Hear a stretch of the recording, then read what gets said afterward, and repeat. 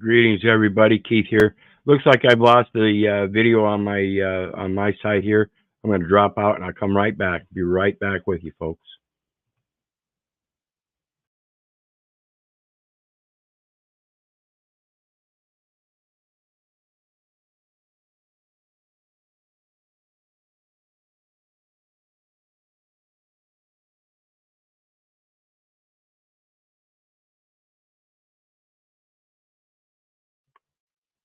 Okay, and we are back. All right. Greetings, everybody. Keith here. Hoping everybody's having a good day, enjoying life, living life, loving life. I want to remind everybody, hit that like, share, and subscribe button. And there's a PayPal link down there for anybody who wants to share some love. And, of course, the StreamYard link is down there for anybody who wants to join the panel. We've got John with us again tonight. How you doing tonight, John? Doing good, Keith. Doing real good. Got me thinking this whole bond thing could be just one bond company at war with another. I mean, that's not really happening, but you got me thinking, you know. Well, I think it's more or less that we have access to bonds that we can place as collateral instruments to the officials' bonds. One's working the surety side, the other one's working the letter of credit side, and there really is no need for insurance. I think that's the main problem.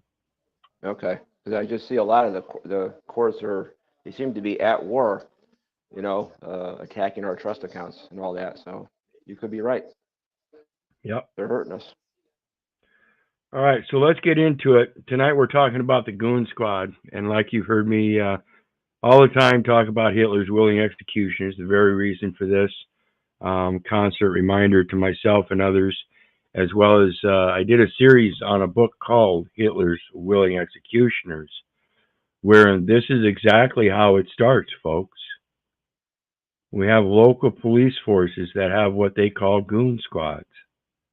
Now, they might not call them goon squads, but that's what this one's been called. Murder squad, goon squad, various other things. And it's not a one-time occurrence here.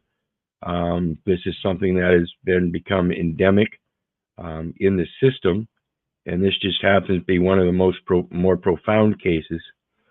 But what I want to exemplify here is that it didn't start at this level.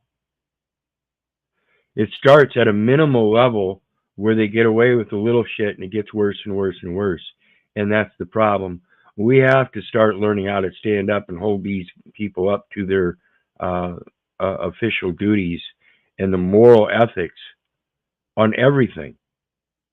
Because it's when we start letting the little things go, and this is why I talk about everybody's so willing to put up with little lies. And you think it's a little lie until it turns out your whole fucking lie, your whole fucking life is a lie. And that's what we're trying to stop. So let's get into it. This is from Rankin County, Mississippi Sheriff Brian Bailey and his crew. And it's about 23 minutes and 29 seconds long. It's from Democracy Now! It says, horrendous. Black men tortured by white Mississippi police goon squad react to guilty pleas. So these men were charged and found guilty. This is something that was brought out. This is a video that's 8 months old, and this is from a incident I think it was last year or the year before. I can't remember. But let's get into it. A warning to our audience, this next segment contains descriptions and images of police violence. We turn now to Mississippi, where 6 white former police officers who called themselves the Goon Squad have pleaded guilty to raiding a home and torturing 2 black men earlier this year, after first trying to cover up their actions. Some of the officers face life in prison. On January 24th, court records show the deputies raided a home in Braxton, Mississippi, after a white neighbor. So Braxton, Mississippi, and very recent history, so it's not something that's old and gone over and over and over, but it's something that is old, like I said, in the sense that it started long ago when we started letting these people get away with the little things. Is that where the Gene Hackman movie was filmed, Keith? I'm not sure. Mississippi burning. To check into it. I never saw it. I'm not much of a TV and movie guy, guys. But you know, it goes to show us that, you know, if we want that liberty, if we want that freedom, we're the only ones that can enforce it, and we're the only ones that must enforce it, and they won't. Of one of the officers called him to complain there were Black men staying there. The officer texted the others, quote, "Are y'all available for a mission?" That night, without a warrant, the officers burst into the home, handcuffed, beat, tasered the two men, Michael Corey Jenkins and Eddie Terrell Parker. Also sexually abused them with a sex toy with shouting racial slurs. All because a white woman called and said something. All because a white woman called and made a false accusation. Because likely, like I said, this is a racist type issue, it seems, and likely because she herself was racist. But again, that is not where it starts. It starts with the little lies, allowing little things to happen. And so, though this particular event is horrendous, there are other events that led up to it that are equally as horrendous, simply because they are the gateway to what allows this. Again, this is a disgrace. One of the officers put a gun in Jenkins' mouth for a mock execution and pulled the trigger. The bullet lacerated Jenkins' tongue, broke his jaw, exited through his neck. This is U.S. Attorney Darren LaMarca last week announcing federal charges against the former officers for the attack. But not only did they brazenly commit these acts, but after inflicting serious bodily injury by firing a shot through one of the victim's mouths, they left him lying in a pool of blood.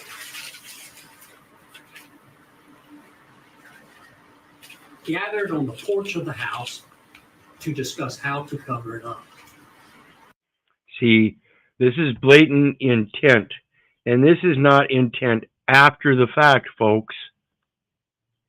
These people have a process they're supposed to follow, and it was intended right from the beginning when they decided they were going to violate their process. That's where the intent came from. It was prior, not after the fact. The after the fact was the fact that now they had something that they really had to cover up that wasn't going to be quite so easy to get away with. For crying out loud, they just shot a man with no cause.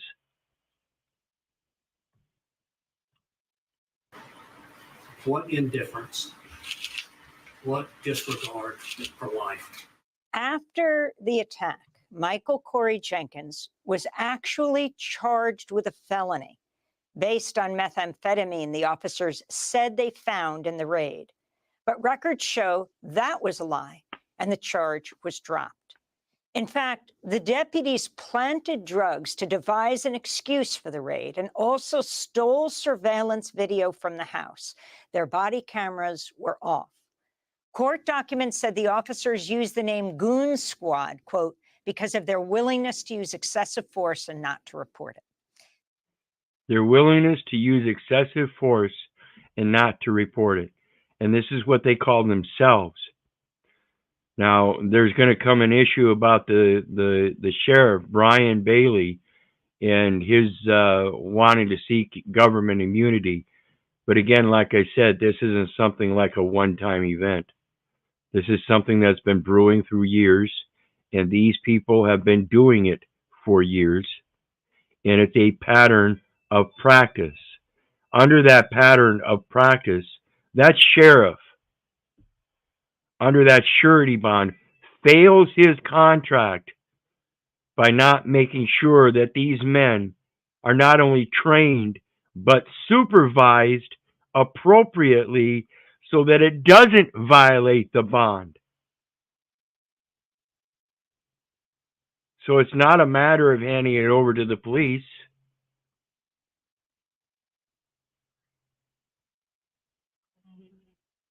because that's who's causing it. The real investigator is the surety bond. They're the ones that, the surety bond company, they're the ones that are going to have to pay out. So it's inherent for their good faith efforts to investigate it and make sure that they don't have to pay out as much as they, so they pay out as little as possible. But at the same time, what is an amount that covers the crime? So it's inherently very imperative that we understand we are ultimately responsible for all of this. Like we saw in the previous videos, when it comes to those bonds and stuff, we're the true owners. Though we're the beneficiary, we're the true owners. So we have to own up to it and understand how this system works so we can enforce it. Without that, it will not enforce itself. The Associated Press found the deputies were linked to at least 4 violent attacks on Black men since 2019. 2 of the men died. Greetings, JG. How you doing tonight? Wiz, how you doing? Good, good. We're just going over this case from Braxton, Mississippi from a while back, where they had these officers literally calling themselves Goon Squad, and how it's becoming systemic throughout the system, and it's really something that started a long time ago, and the only solution is us. We have to start holding these people accountable, and like I've been saying with a series of videos here, the way to do that is through that surety bond, not the courts. For more, we're joined by Michael Corey Jenkins and Eddie Terrell Parker, as well as Malik Shabazz, a civil rights attorney with Black Lawyers for Justice, who's representing them. We welcome you all to Democracy Now! Malik, let's begin with you.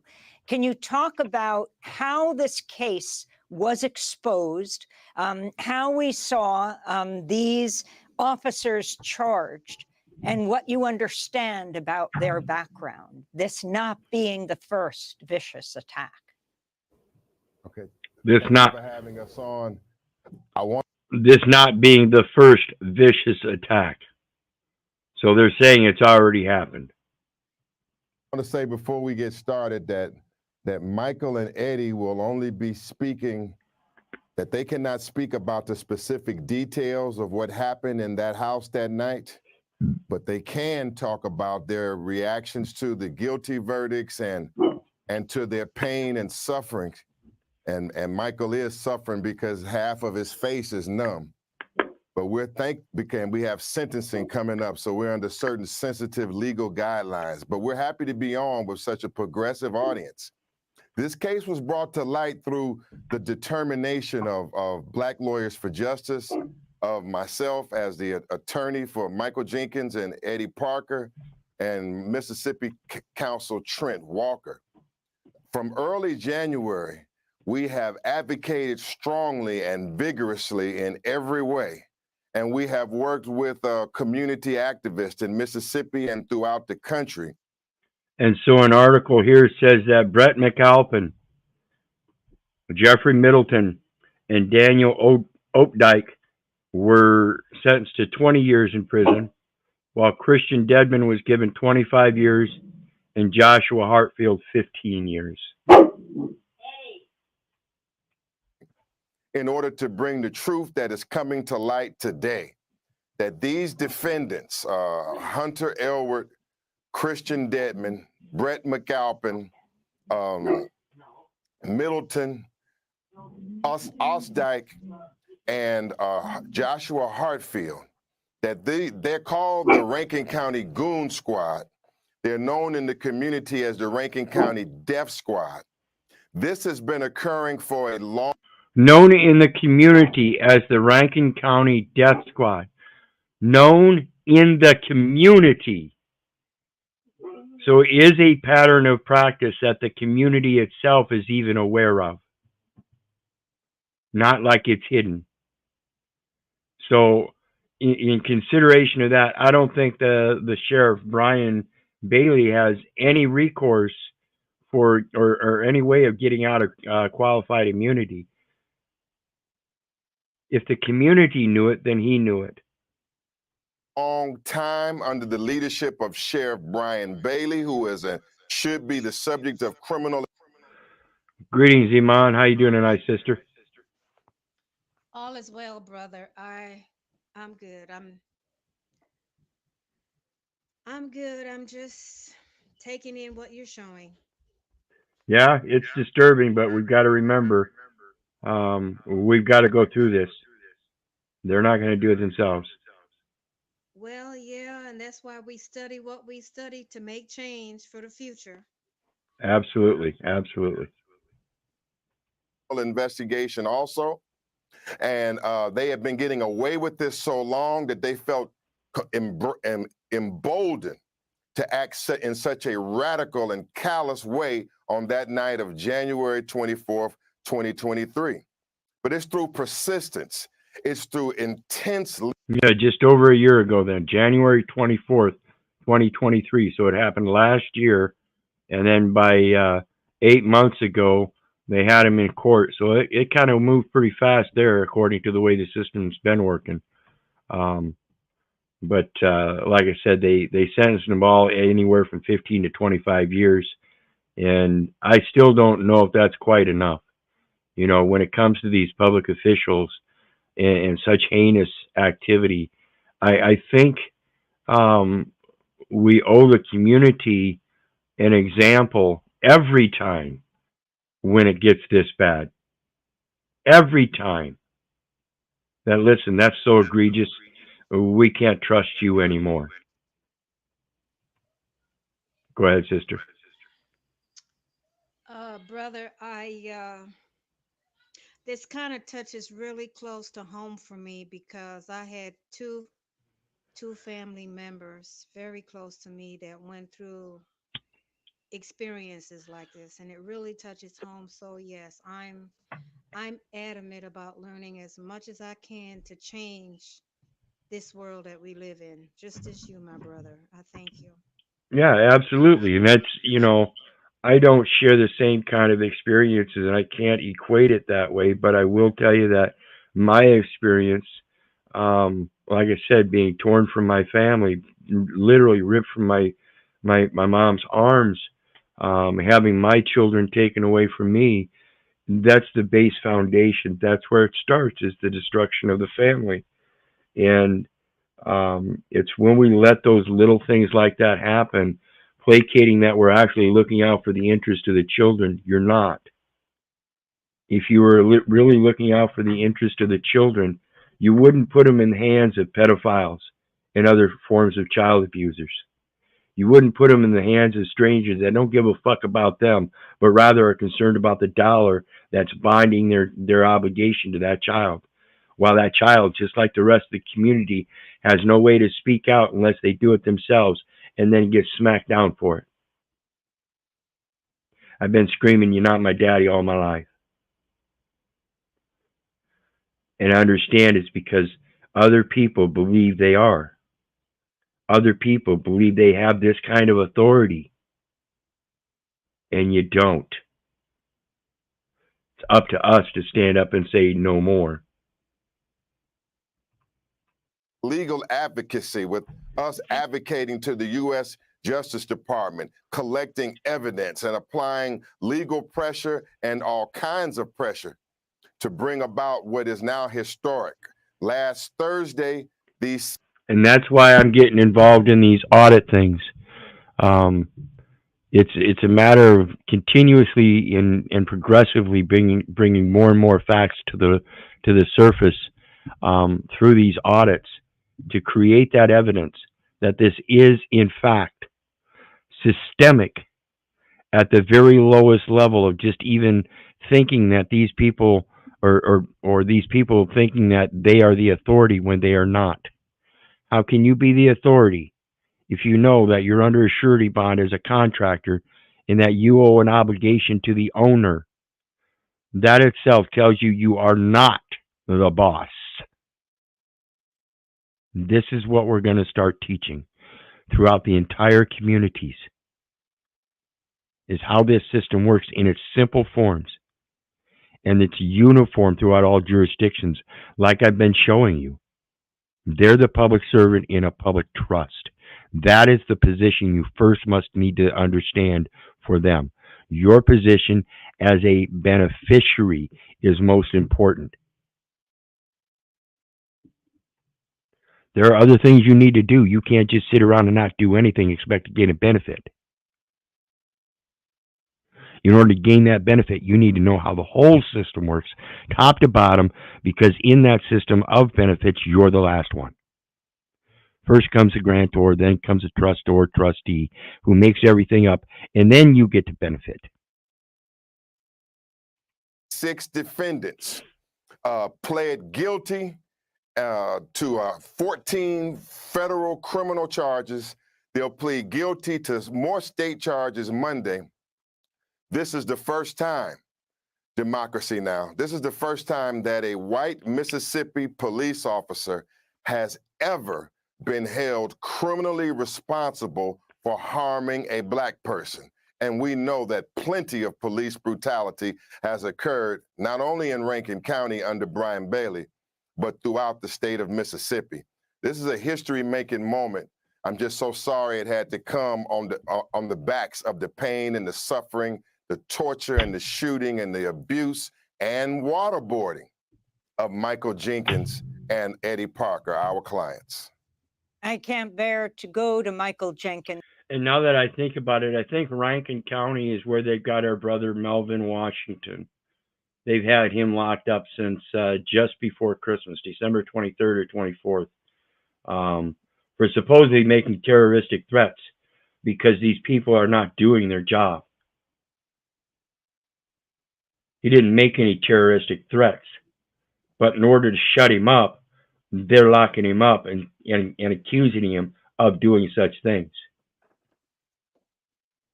It's the same thing these people do in their records.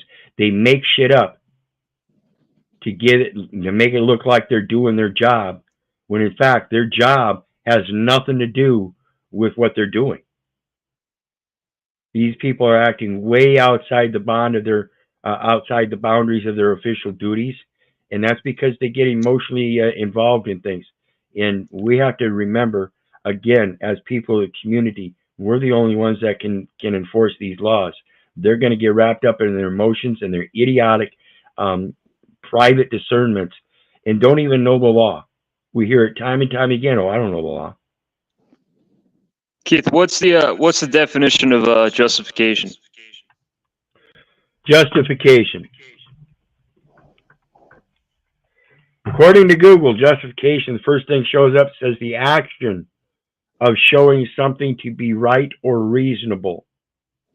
Right, and that's all they do. And they're not reasonable with it. Right. So unreasonable justification. Absolutely. Insane justification. Selfish justification for private gain. All kinds of things that aren't real justifications. Absolutely. Great point. And you know, brother, And Eddie, Go ahead. can you hear me? Yep. In that part that we're talking about, we cannot just only look at these police officers as far as what we call a color of persons or persons of color, because at one time they put us in persons of color. And the reason I say that, because everything in these enforcement agencies are based on incentives, because in my experience, they were those who look like myself, and that was so hurtful to me because you just never know. So, and it could be those of, lighter persuasion going through the same experience. So, it's like you have to hold them accountable because of the incentives that they are given, to cause harm.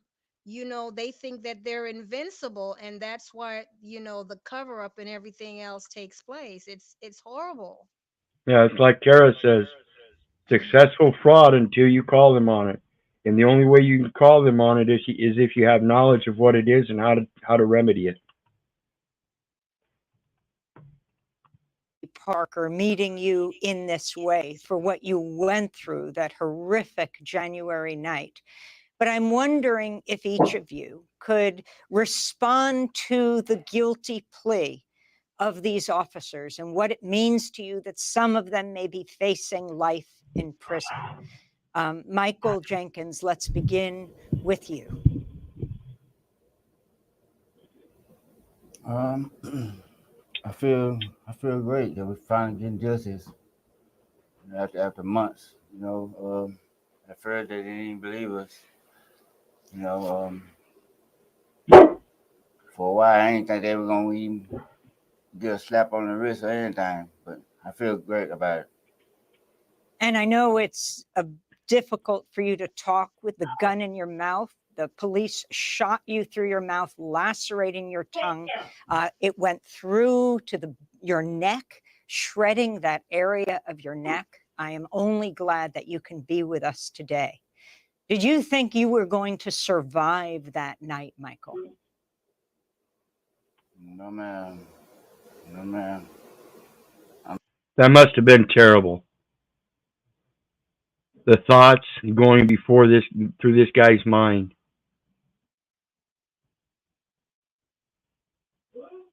And the pain. These cops are fucking up left and right, man. Well, yeah, and that's why, you know, I went to the city council meeting a couple weeks ago, JG, and I told them, I said, in modern America, we are slowly becoming Hitler's willing executioners, all for a buck. And you get that very buck from us. How long do you think that's going to hold up? One day the people will rise up against you, just like they have repetitively throughout history, every time the government became despotic, just like they are today. You can't think that people are just eventually going to lay down and give up. That's not in our nature.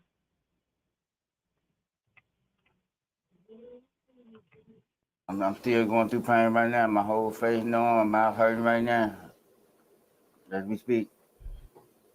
And Eddie Parker, if you can talk about your response to this plea deal. It's a long time coming. It's something I say there's also history too, you know. Excuse me, and I think that's the only reason that they did not get life sentences. It's one of those things that, you know, the surety company has to pay out the expense for the contract and the completion thereof. And this is part of the completion of these guys' contract. In that completion, if they want to draw it out in a trial and keep dragging it out, the surety company is the one that's got to keep paying and keep paying and keep paying. So the jury, and then handing down a conviction of guilt, the judge would be more compelled to give out life sentences. So the plea deal is merely against the surety bond, so that the surety bond company doesn't have to keep paying out. And that's what they're going to try to do in every case. They're going to try to plea. Go ahead. Brother, I never even thought about the word deal. And I know Absolutely, it it's a seems brokerage. Right. I know it's a type of negotiations, and this is what the whole system is about, you know, about collective bargaining, any kind of deal. And I'm wondering, in this sense, with these people had gone through this horrendous situation, what kind of deal can government or these people that wear these robes, you know, to bring really true justice to people who have been taken advantage of? What kind of deal? I mean, maybe the dealer in this case should be the Most High, really giving out justice, true justice. I mean, I don't know. Tell me, brother. I want to learn. Tell me something I don't already know. I thank you. Absolutely, absolutely. And that's why I appreciate you guys in your support and everything. I'm not a know-it-all. So people like Joe Cool need to come up and fucking help fill in, motherfucker. Come on up. I dropped the link down there. And Kara says again, greetings, Rebel Studio. Be right with you. Kara, it's been ruled rights cannot be abrogated unknowingly or not. Once you raise them, you got them. But you got to raise them. Give me your address, name, address, birth date. Nope, I invoked my 1st, 4th, and 5th. And that's all it takes. But of course, you got to know those. Again, it takes that knowledge. You can't just regurgitate what somebody else told you. So you got to start doing your research. Don't believe me. Don't believe your neighbor. Don't believe the government. For crying out loud, don't believe my sister Iman, and don't believe your mother. Do your research so you know. Due diligence. Absolutely, absolutely. Coming from a long. How do you expect to have leaders that have due diligence if you're not raising leaders to have due diligence? So again, you have to prove your own due diligence to enforce that upon the rest of the community. So like I say, your children are my children are your children, your mother and father are my mother and father, my mother and father are your father, mother and father. See, and we're supposed to keep an eye on each other, not put falsities out about each other, not sit there and make accusations about each other because they did something wrong. Somebody does something wrong, you try to help them out and teach them better. I don't know where we got this accusation shit from. He wiped away the sins for a reason. He wiped away the sins out of his mind. That's his forgiveness. You're already forgiven. Just stop doing the stupid shit. Way of going through this situation with the same police officers and pretty much. Greetings, Joe. How you doing tonight, brother? I'm doing well, and I missed all of this, man. So I'm gonna, be quiet a little bit and try to catch up. Well, this is the case down there in Rankin County, Mississippi, with the Goon Squad. The guys that went out and beat these two guys and did some heinous shit to them. Shot the one guy in the mouth and everything. Yeah, all right, gotcha.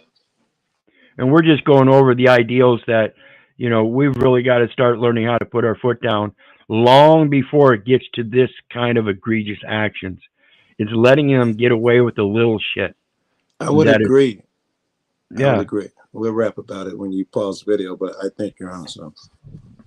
Yeah, and it's truly our responsibility. And it's like you just said, the little things. That's where it starts when they think they're different from you, and they can just police or government period. They can run red lights, not beholden. It's the little things that lead here. What's good, Flo? I'm sorry. Did you want a taco? Yes, I want a taco. Hey, we want tacos too.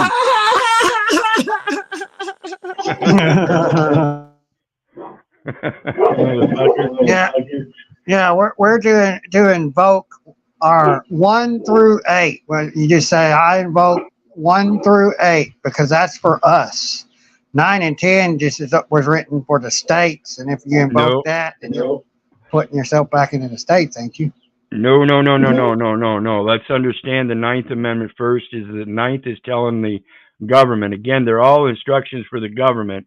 And the instruction in number 9 is that the government, even though they've so enumerated certain rights of the people, there are some rights that they can't enumerate or haven't enumerated or they don't know yet, because other people may have rights that you don't have. These are different cultural rights. So this goes to the First Amendment. They cannot make no law respecting the establishment of religion. One religion might say you have the right to cut a chicken's head off and sacrifice it every day or once a week. Another religion doesn't have that. You have to respect the cultural cross-boundary rights.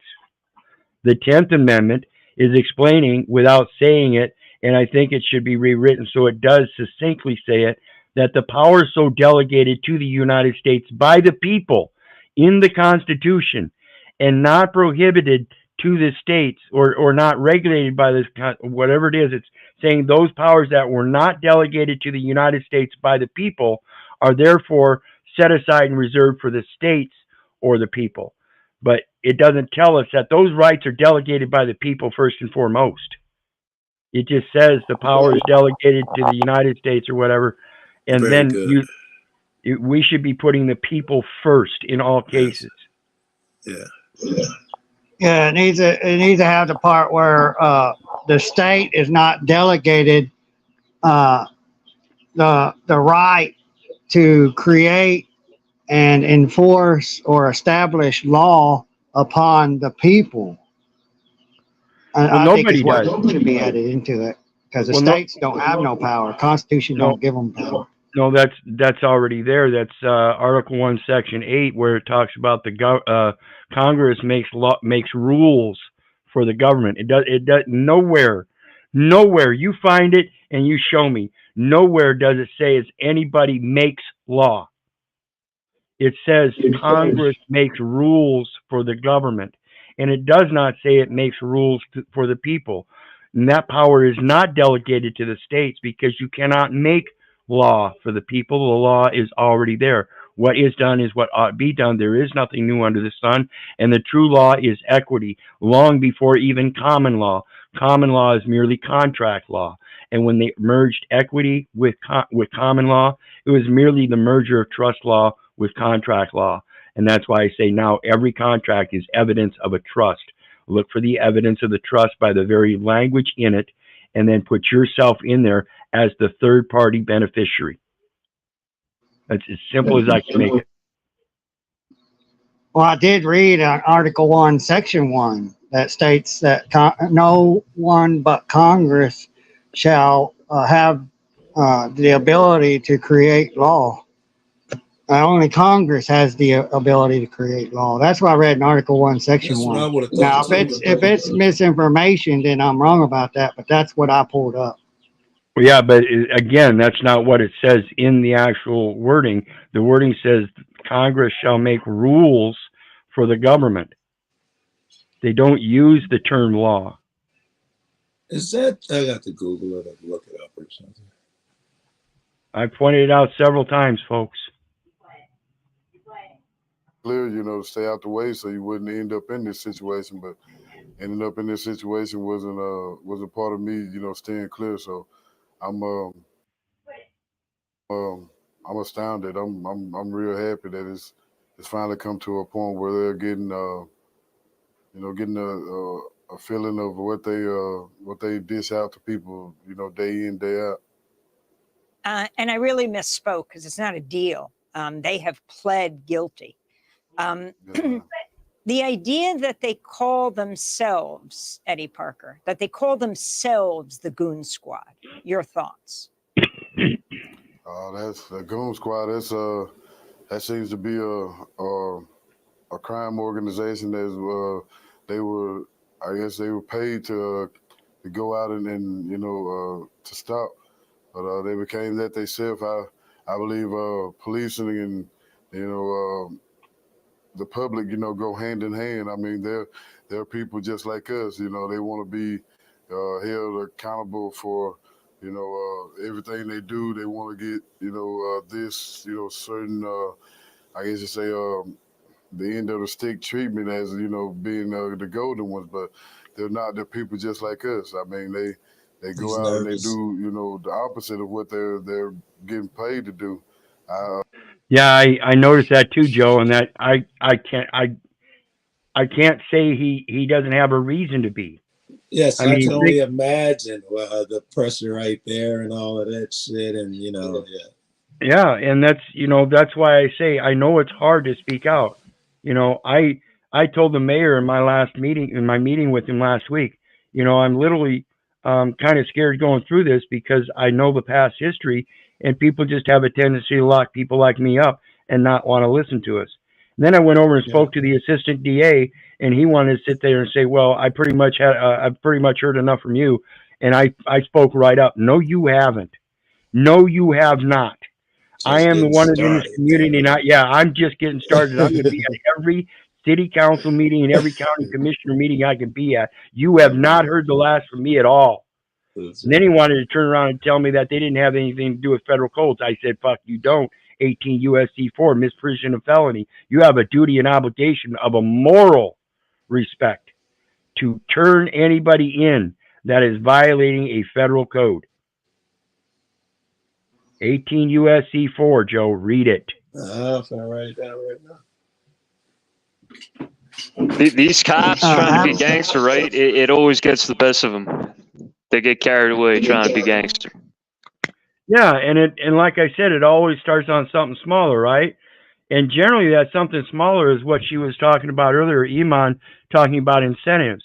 They have an incentive to get so many types of different cases on the logbooks so that they can get a raise and get promoted. That's how that works. So there's already an incentive. That incentive being commercial like that, that points to RICO, conspiracy. 18 U.S.C. 241 and 242. Go ahead. Exactly. And you know, it's crazy because I remember in the time with Martin Luther King, all the people in that time period in the 60s, what they had to go through themselves. And then when Malcolm X came about and they started to join forces together, you know, they both were prosecuted for them wanting to change the things that were unfair to people, just in people of color in general. And that's why I'm thinking a lot of things need to come home, just like you said, accountability, just like Malcolm X said, the chickens are going to have to come home to roost. Absolutely. Absolutely. Sooner or later.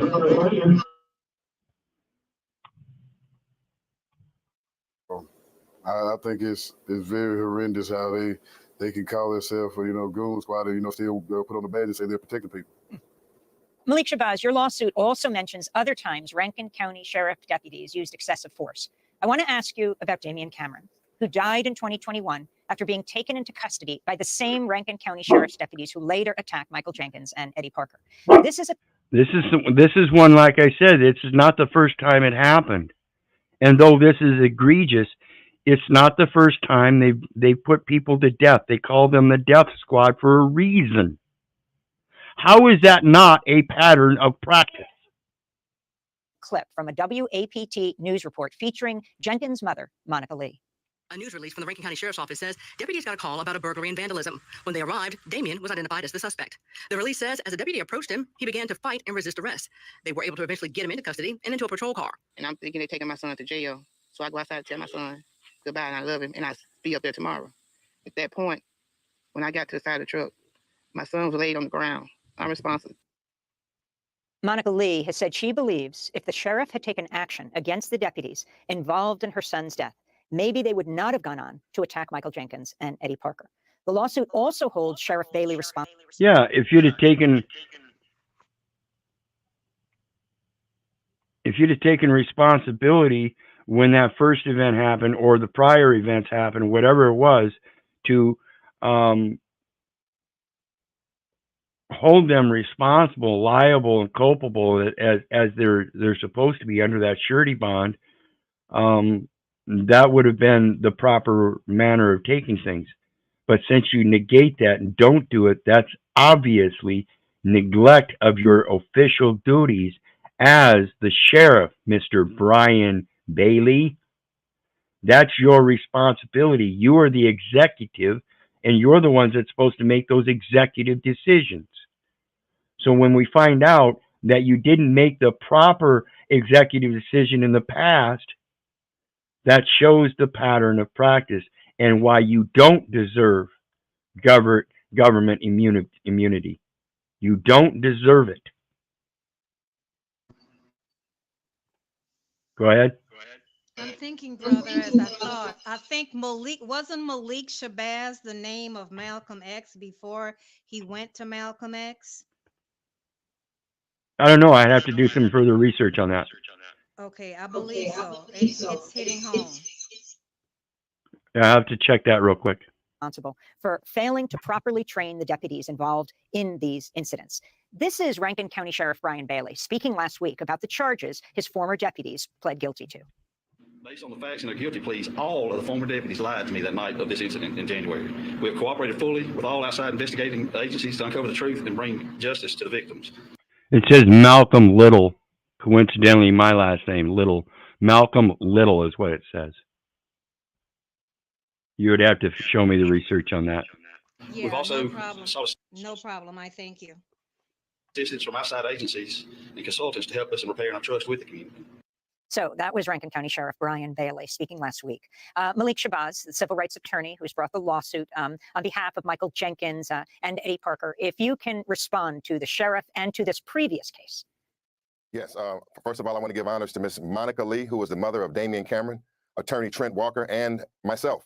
We represent Miss Monica Lee for the death of Damian Cameron, which occurred at the hands of the Rankin County Sheriff's Department and its officers, including Hunter Elward, the shooter who didn't just shoot Michael Jenkins in his mouth. He placed the gun inside Michael Jenkins' mouth and held it for an extended period of time, almost up to a minute, before he intentionally shot Michael Jenkins in his mouth, attempting to kill him. Yes, Ms. Lee is correct. If they would not have participated in a cover-up around Damian Cameron's death is analogous and very similar to George Floyd's death. It was. And my apologies, 5-Speed. Welcome, Russ. How you doing tonight?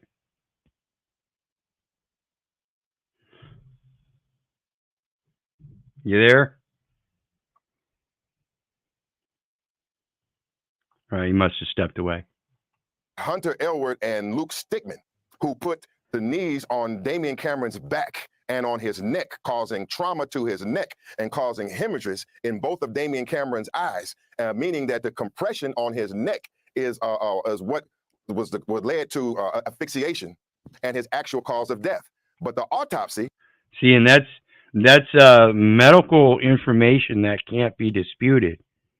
You know, there are certain reactions that the body goes through when you constrict the breath, the pathways, the breathing way. It's very explicit. I mean, you don't just. Brother, I'm sorry. It's called asphyxiation. Yeah, and you don't just pass away and your eyes are bloodshot unless. Yeah, things become destroyed. Right. Greetings, Keith and friends. I shared this video on the State of Connecticut Litchfield State Police Facebook page that I included with a link and a comment on one of their posts.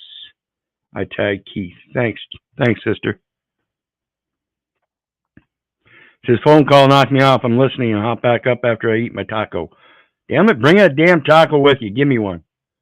All right.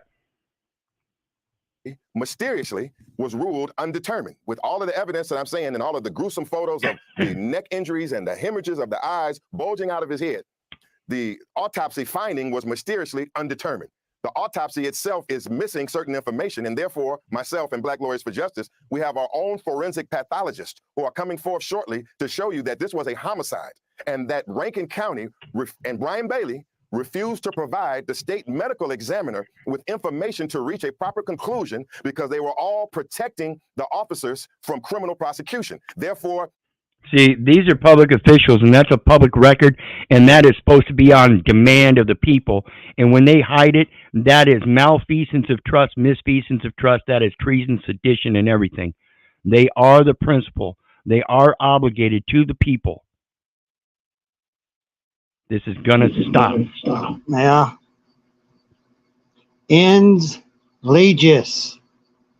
You are a creature of the law. So you're a creature of their law. They turn you into an animal. They see you as an animal. They see you as something else. They don't see you as what we see each other. So in actual reality, as a corporation, as a non-living entity, they don't have the obligation to feed you. They don't have the obligation to do anything for you. You're not seen as a living soul. You're seen as something else. So they do all of this because of that. Well, no, I wouldn't go so far as saying that because we have to realize they do recognize you as a living man. That's an impossibility not to. So there's a distinct knowing that they may or may not be treating you right, but that isn't because they don't see you as a living being. They see you as a living being for damn sure, and it's just because they know that they got to take a paycheck home that it might seem like they're not recognizing you as a living being and only as a corporate paycheck. That might be the way it seems, but again, that's because we're the ones that have given up the responsibility of oversight and believe that that's on them. They're not going to oversee their own things. It's got to come from the people. We've got to demand it. Yeah, it was pulled up out of their documents, though. I mean, a guy that I watched, Here's the Deal. He showed that one, and he showed others that just in their documents of what they see us as. We don't have rights; we have privileges under that all that crap they got us under. Again, that is not we. We, the people, are not the ens legis. That is a descriptor. The descriptor is the thing that does not have rights. We have to learn that difference. The autopsy is suspicious. The autopsy and the efforts to have a genuine autopsy, it was covered up by Rankin County. And Brian Bailey has been a part of this. Ms. Lee is correct. If they hadn't been trying to cover up, if Bailey hadn't been trying to justify his officers, no, he didn't just not train them. He has participated in acts of excessive force with his department, according to the courts. According to the courts, he has participated. So it doesn't sound like he's going to get away with being qualified for immunity. They're admitting, the courts themselves are admitting that he's a participant. Elwood shot Pierre Woods in Rankin County on the ground, and he gunned him, and he shot him 9 times with his rifle, and the man was no threat to him. Sheriff Bailey was on the scene, and a federal judge ruled that Bailey could not have qualified immunity because he ratified and watched it all go on in person. And so the truth is coming out about the death of Damian Cameron and how they had the knees on his neck, like his mother has testified by affidavit to, and they had the knees on his neck that crushed the life. So they're already saying that he's missing out on qualified immunity on this Damian guy. Of course, a couple years after the fact now, but that also equates to like what I said, that they're likely not going to give him qualified immunity on this one, which I don't think he should, because as the Damian case is showing, it's a pattern of practice, like I said earlier. This is egregious. It's been going on for a while, and it's not something that starts out at this level. It starts at a lower level and then slowly progresses and escalates. And now we have a pattern of practice of the escalated end, showing that it's not just something simple. And it has been going on for a long time. Out of Damian Cameron, and they did nothing about it. They've lied to us, but we're going to bring that case. That case is coming back to life. Rankin County is infested with white supremacists. Ku Klux Klan, they infiltrated the sheriff's department. Brian Bailey has known about this. Many of these criminals were on duty. That's a strong comment, but you know, it's right on the web here, and it's not struck down. This was 8 months ago, and you'd think that if it was something that was going against the grain, they would have struck it down like any other video. That's why that thing's running across down the bottom of the screen there. This is for educational purposes. Remember that. And I'm only here to educate the people of their true duty. And that true duty is to a moral standard that the law is for everybody. And that means all points of the law are for everybody. Means if you think you're going to give up and conveniently give up the enforcement part to somebody else, you can't. If you think you can give up the obligation, responsibility, and culpability and all that, you can't. You have to accept it for what it is and be the enforcer so that it doesn't work against you or the people. We the people. You have to understand it's just a fiction. The people that are running that fiction are run by you. Don't ever let anybody else convince you of anything different. If it weren't for we the people, they wouldn't have a fucking thing to do. duty up until June 1st, only through the Mississippi Bureau of Investigation and U.S. Department of Justice leader Kristen Clark and her Southern District in Mississippi, who've done a great job. Only through their efforts has Brian Bailey, sheriff, trying to come to some remorse. He has not even apologized to the victims. We demand that Brian Bailey step down now. He's a part of a pattern of practice and a culture and a custom of terrorism by his department. We have blacks, whites, rich, poor. They have been beaten by his officers. He's known this all along, and the struggle continues. In this case, for compensation for these two suffering victims, Jenkins and Parker, but for all of the victims of Rankin County terrorism. It's the #1 county for terrorism and white supremacist infiltration. Case in point, before I close, Christian Detman. It's coming out, he has family members that have pled guilty in Mississippi to hate crimes. I mean, a lot more is going to come out about this. Rankin County is infested. So it's not just the officers, it's the officers and their families. Like I said, it's becoming more and more obvious that this is totally systemic, not just in government, but throughout society. Well, it's not about racism. It's about psychopaths that are running that thing that we think is our government. The Rothschilds owns Washington, D.C. London runs it. Yeah, they're going for authority and control.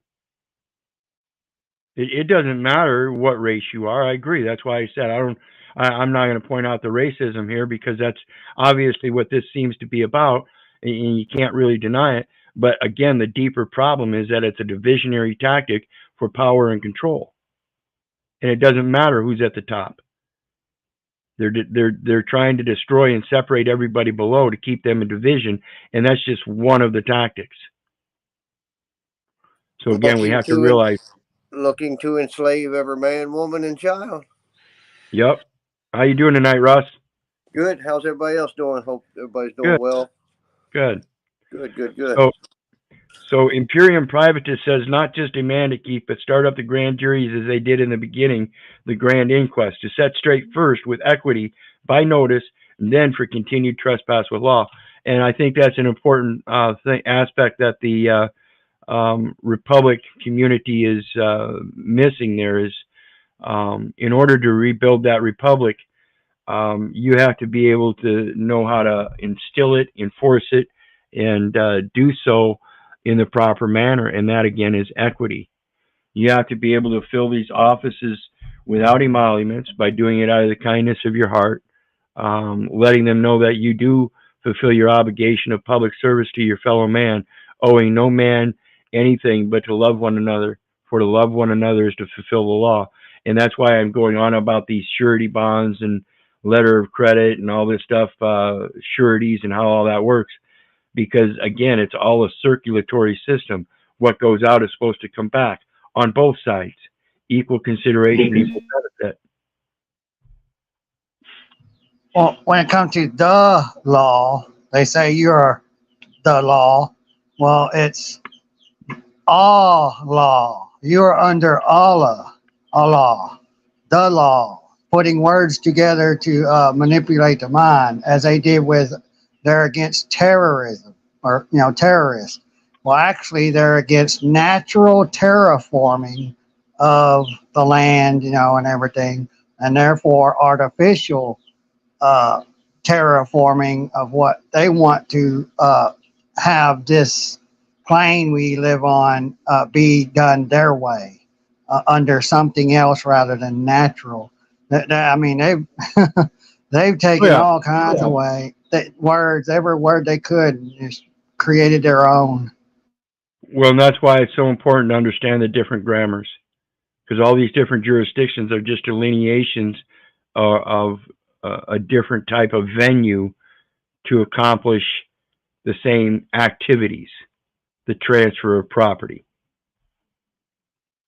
With white supremacists, Ku Klux Klan, and it's in the police departments. And Malik Shabazz, can you place Rankin County for us in two ways, in history and also just geographically? It's right near Jackson, the capital. Yes. Attorney Trent Walker says, who grew up in Rankin County. My partner, Attorney Trent Walker, states that this was customary in Rankin County. They beat first and they don't ask questions later. They beat you, they kill you, and you are ordered not to say anything about it. Hunter Elwood, the shooter, actually pled guilty in federal court to another crime he had committed, which contained a similar fact to what he did in the home of Jenkins and Parker. When these deputies busted in to begin this torture session, Hunter Elwood shot his gun off as an intimidation against Jenkins and Parker. Before he shot Michael later, he shot his gun off. Well, he pled guilty in federal court to doing the same thing to another person in Rankin County. He just shooting his gun off like that. So what we're saying, ma'am, is that all of these truths. See, that's terrorism. That's straight up terrorism. And that's doing it under the auspices of a public trust, where the public servant is a trustee of the very people that he's terrorizing. This is going to stop. Are going to come to light. Rankin County has done this for a long time. It's near Jackson, Mississippi. Jackson, Mississippi, and I believe the county is sort of a reaction to Jackson. Jackson is in Hinds County. It's majority black, and there's hostility towards Jackson. And Rankin is like a white enclave that is next to Jackson, and it's set up like almost like a political, social antithesis or against Jackson. And so, and that's exactly what it is. It's a political subdivision trying to gain ground in a corporate faction, in a corporate faction, against another political subdivision that already has its standing in that corporate faction. It's already got its money. It's already got its financing. It's already got its population, and it's already got its budget, and it's working good for them. Of course, it's going to keep changing like it always does in every community, but that's what Rankin's trying to fight. They're trying to grow, and that proximity to Jackson is one of those things that they feel is preventing them from growing. So they're going to prevent the black people in that community from prospering and use that very fact as a point of prospering themselves. How egregious is this shit going to get before people wake up? So they're clear in Rankin, just 20 minutes away from Jackson, Mississippi, just like these deputies said. They didn't want any black men living in the area. The mere fact that there were black men in this area, that they were going to carry out this mission and let them know that they were not welcome and they were going to violate all laws and break in. It's because they... And see, I think that was an excuse by the police, saying that some woman called them and said that there was a couple black men in the house next door that they didn't belong in. That's literally what they said the report was. I don't know if there was a woman. I think one of the Goon squad members actually saw a couple black men living there and decided it was going to be on them to get them out, and nobody else could do anything about it. So they were going to have to, and they were going to have to take serious measures. That's the mentality of people like this. Brother, wasn't this the same scenario with this young man? I just thought of his name just recently. He was about 14 years old. It was about the same storyline, and he was brutally murdered. I think he was originally from Chicago. Emmett Till. Isn't that the same storyline that they come up with to cover the tactics that they use? So who is the real terrorist? Because they have us looking outside this so-called land for terrorists outside this land, but the real terrorist is living among us. Yeah, they're right there. They're our public officials. It's egregious. Sickening. I mean, this is 2024. 76 years after World War II. Nazi Germany. Come on. They have determined, I believe these deputies and others in that county have determined that Rankin County is for whites and Hinds County is for blacks. And they're going to enforce it under the color of law, through violence and torture. Not to mention, especially on this program, we cannot forget waterboarding. Waterboarding was where the United States military was condemned for using these techniques at the Abu Ghraib prison in Iraq, in the Iraq War. The military denounced this. But in 2023, incredibly, in Rankin County, these deputies, Elwood, McAlpin, Dedman, Updike, Middleton, Hartsfield, they actually waterboarded the two men you see now. They had them on their backs. They had them handcuffs. They had them intimidated, and they were pouring milk, liquids, and grease all over their faces in this insane interrogation and intimidation act. Then after they did all this, can you imagine law enforcement with dildos and sexual devices in their possession, attempting and putting it in the mouths? I hate to say this, that happened to the brothers, but we got to know their pain and suffering. To take a dildo and to shove it in the mouths of handcuffed and bound men, and waterboard them like that on the ground, and then hurl eggs at them, and then make them strip naked in the shower to try to clean this mess up, strip these men naked in front of these criminals. You know, it just never fails to ignite my passion, and therefore tactically and strategically, we are after Rankin County and we won't let up. I want to end with the voices of Michael, Corey Jenkins. Go ahead. And that's why, brother, that's why under 18 U.S. Code 241-42, they have to really have some codes and rules and regulations that really set an example. You know, at one time they used to call it something about a railroad. They have to it's something about, I can't think about it. There's something about making example by using a railroad example. This is what the kind of thing needs to be brought about nowadays. This is what we need to do nowadays. Make them examples. Yeah, that's what I said earlier, and that's why I was talking about the plea deal. When they plea deal like that, it makes it easier on the surety company because there's not as much of an expense of a long, drawn-out trial. So instead of giving them the life sentence, the part of the plea deal is because of that surety bond doesn't have to pay out so much. And Eddie Terrell Parker, how you have lived through the aftermath of this, the trauma that you have experienced, and what you want to come out of this. I mean, it looks like you are exposing an entire sheriff's department in Mississippi. Let's begin with Eddie Parker. We want justice. We want justice for everyone that has gone through this with Rankin County or gone through this because of Rankin County. We want justice for the ones that were afraid to speak up. You know, justice for the ones that can't speak up. We want you know, something new and better, and, you know, and clean to come out of this. And Michael Jenkins. Basically the same thing, to make sure nobody never go through what we went through again. You know, animals don't get treated like this. You know, I ain't never seen no animal get treated like this. Well, just to make sure. I just want to thank you, Michael Corey Jenkins and Eddie Terrell Parker, for your bravery in coming forward and telling your stories. And also, I want to thank Malik Shabazz, the civil rights.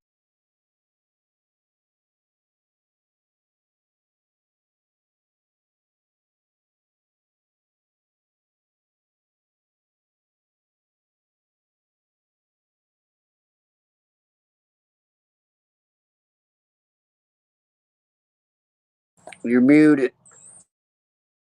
So there you have the Goon Squad of Rankin County, Mississippi.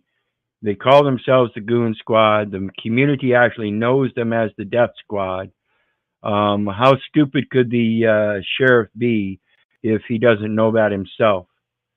He's the only one that's not privy to the secret. Come on, let's be reasonable. So bye-bye qualified immunity, and particularly because of the prior case.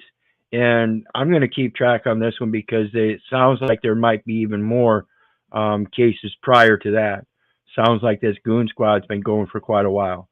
So this is one that I'm interested in, and I'm going to keep a touch on. And hopefully we'll find some updates. Like I said, these guys were sentenced to 15, 20, and 25 years. And I would have thought automatically, as egregious as the acts were, I don't give a fuck about a surety bond. These guys should have been put away for life. So what do you guys got? I think for them being our servants, they murder one of us, they should get the death penalty. It should be turned around, flipped around, because they're our servants. 1968 crime bill, Terry versus Ohio, gives them the right to circumvent the warrant, to where they can search you, they can search your vehicle, they can tell you get out your vehicle, they can take your vehicle without a warrant, all for officer and public safety. But officer safety is first, because that's why they say officer and then public. So the officer safety is before the public. Well, and that's why we have to start learning the distinction that before the public is the private. Again, we're the beneficiary. If not for the beneficiary, they wouldn't have a fucking thing to do. Period. Anything else, guys? I just don't think a group of men or anything can give another man some sort of rights that give him some special authorities to violate the trust period at the end. So, yeah, all of this, it just seems mind blowing to me. And nothing adds up, but yet everybody just goes along. You're muted again. Absolutely, and that's why I say I've been telling people all my life, you ain't my daddy. Go ahead, brother. It's the same with the Constitution, the U.S. Constitution, state Constitution, and then the laws that are created after those two. And the laws created after those two are the third.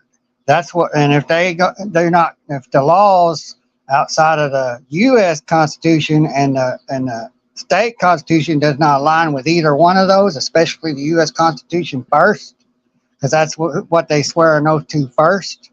And then it is all null and void because they put what they're supposed to swear an oath to first. Everything that they want to come first, which is their side. But then they changed that and they took us away from it with all these stupid case laws. There's nothing in there that says the U.S. Supreme Court can create law.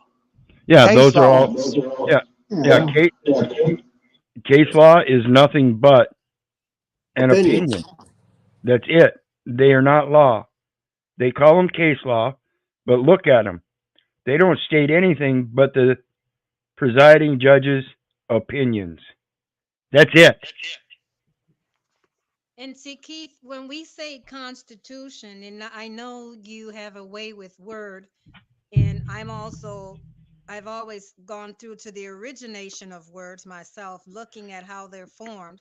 And when you think about the Constitution, I'm thinking about with institutions. So the constitutions are for these institutions. With these institutions, when these people take license and an oath to uphold, they're upholding these written things that man has created for these institutions. Yeah, and that's why I say, the law is uniform throughout all jurisdictions. So if Congress makes rules for the government, a negotiable instrument is a way to make a rule or rules that govern. If you can be involved in that, then that's merely a communication as a matter of Congress to make rules. That's what we're reading about. That's what contracts are. They're rules of governance. They're going to govern, they're rules that govern your behavior during the contract period as it goes to the performance. But these rules are to govern, just like it says in Article 1, Section 8, Clause 14, these persons. And under Article 1, Section 8, Clause 17, within a specific area. So right, the needful places and buildings. Exactly. So, and if it's not being taught, like they say, what is that? Something about no excuse of law. What is that again, Keith? Yeah, ignorance of the law is no excuse. Right. So it is still upon these men, if they have a conscience, when we talk about conscionable and unconscionable, they have a conscience to know right from wrong. They are to be held accountable, because that is the first thing. When you're conceived within the womb and you come out, you have a knowing of right and wrong. Yep, absolutely. And with that, we are at the end of the stream for now. And like I said, I will be back tonight at 9 o'clock, coming back with Vital. What did I title it? Vital what? Vital. Oh, well, I'll be back with another one at 9 o'clock. So you guys got anything to say on the way out? And as I always do, hope everybody starts to be the change they wish to see. Much love and many blessings. All right. Yeah, they need you to be a minion. Look at the minions on the movie. That's who they hire. Psychopaths, though, they're violent and mean, other than the minions. But they need you to be that stupid, though. Yeah, that's literally why I complain about the public education system with the general population of America reaching a average reading comprehension of 7th or 8th grade. It's pathetic. You cannot have a strong nation that way. What do you got, Iman? I concur. That's all I say. That's my statement. All right. With that, Take care. you bet. You too, brother. And with that, you guys know me. Like I said, I'll be back at 9 o'clock. Vital data elements. Vital data elements. That number in lieu of the name and address, so that you can put forth a bond as a letter of credit and issue a number in lieu of a name and address for all transactions, being the ship to party third party beneficiary. So that's what I'm working on as an end result. I hope I'm explaining this stuff to people so you can comprehend it as we go. And like I said, I've got the ball rolling now with the local city council and the mayor. So we'll see how it goes from here, step by step. In the meantime, remember, guys, I love you, but I don't give a rat's ass whether you love me back. That's to say, I don't care if you hate me. I don't care if you don't respect me. That's on you. So may God bless you and have a good night.